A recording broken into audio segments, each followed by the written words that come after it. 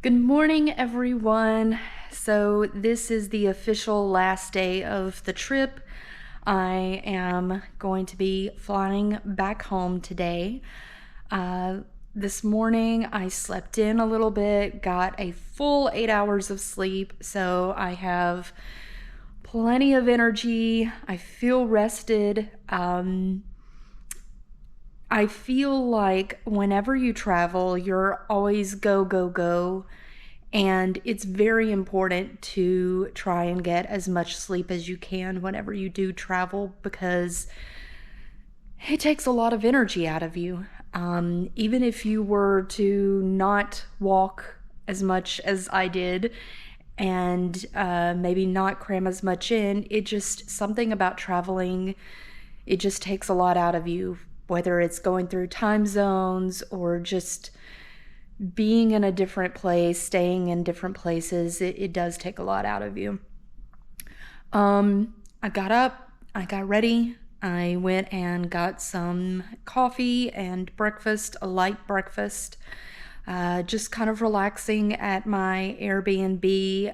The checkout is actually at noon. And so a few minutes before noon, I'll go ahead and head out. Take probably a ride share, either Uber or Lyft, to the airport. My flight's not until 5.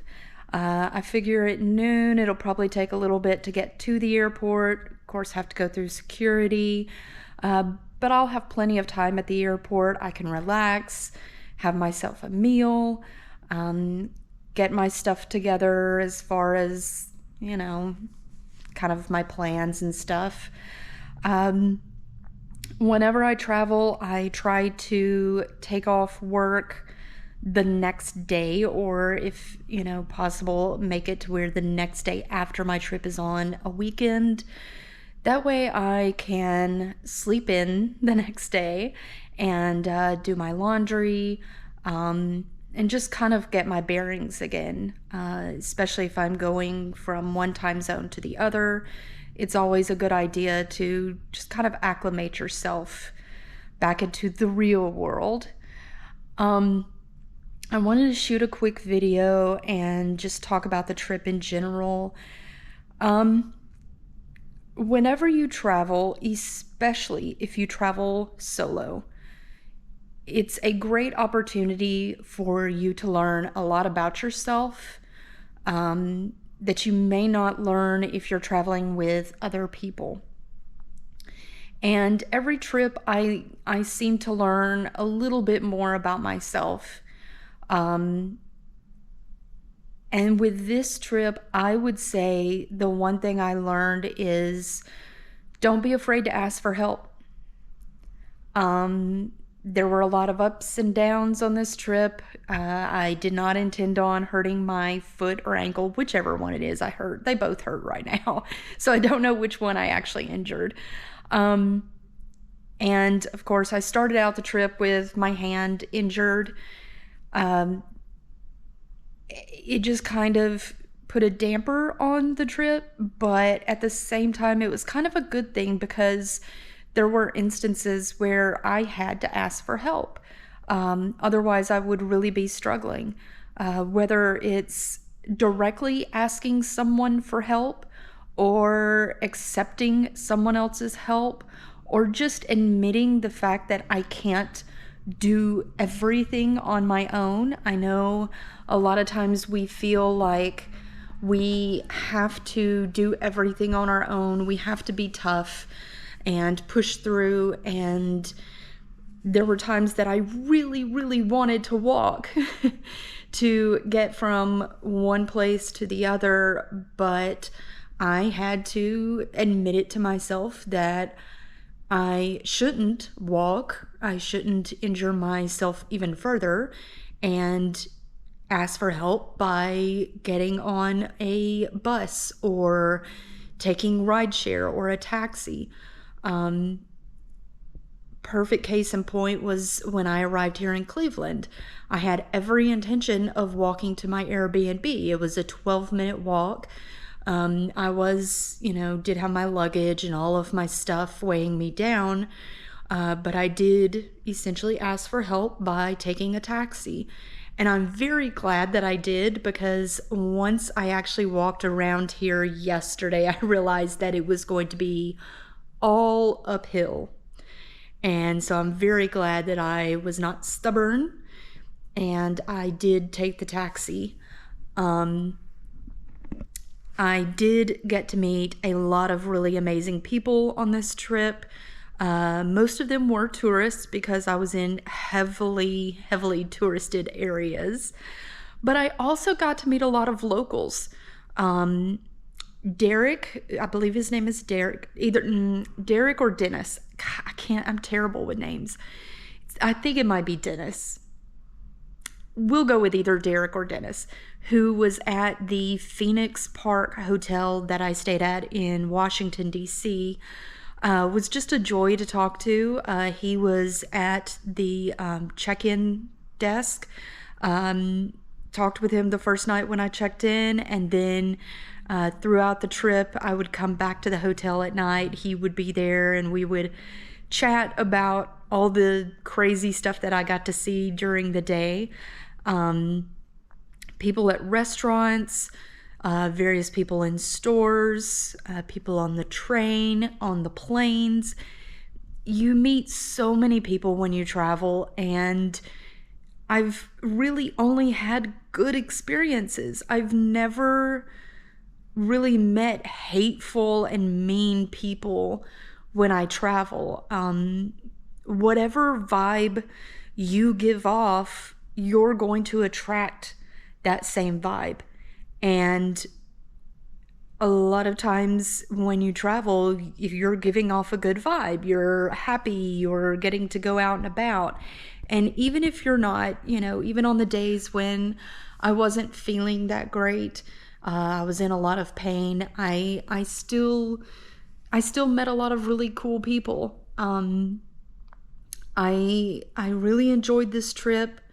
It was a 2-week-long trip, which is the longest that I've been on since I've been since I have been an adult. Now, I did as a child go on long trips like this with my family, but this is the longest one I've gone on as an adult.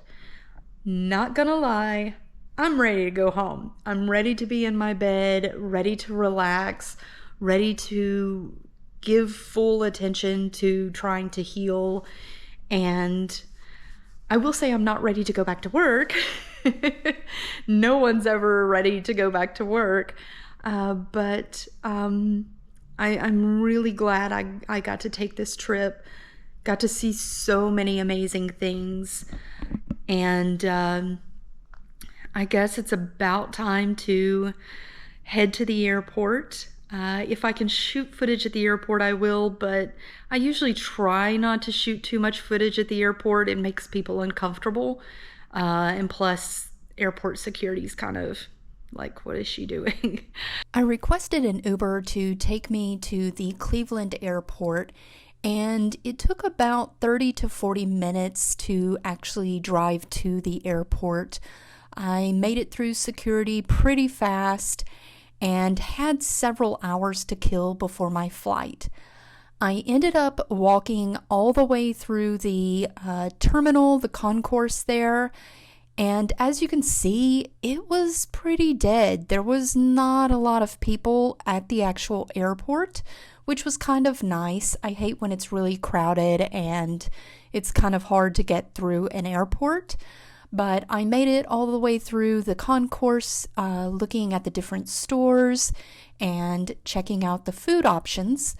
And I decided to try out a place called The Pub. It's kind of a British restaurant, and went in there. It was really nice inside. The menu had a lot of different options to it, and I ended up getting the fish and chips.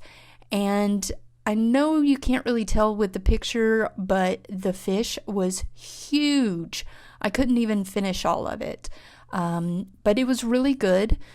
So if you happen to be at the Cleveland airport, I do recommend grabbing a bite to eat at The Pub.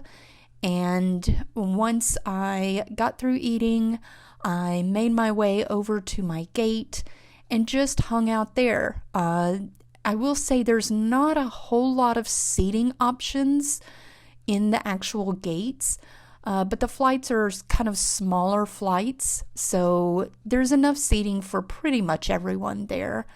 But it was a very smooth flight, left on time, and got home on time.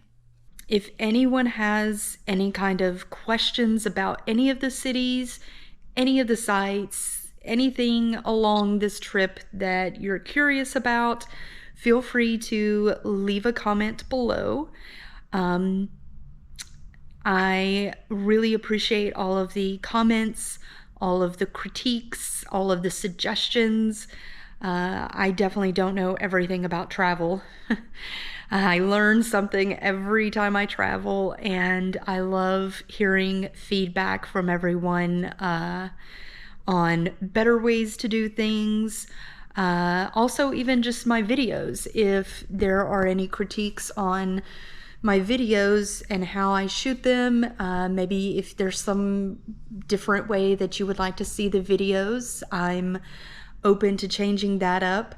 I try to change it up to where when I travel, I get to talk about the actual trip so you can see how it played out, how you can actually go to the different places, what you can see at the places. But then I also shoot videos at home trying to give you tutorials on different things, reviews, kind of travel 101, if you will. But if you have any kind of feedback, I really appreciate that, and just leave that below. But I guess this is the end of this trip, and I look forward to seeing everyone in the next video. If you'd like to know when that video comes out, just subscribe. And if you like this video, give me a thumbs up. But I will see everyone in the next video. Bye.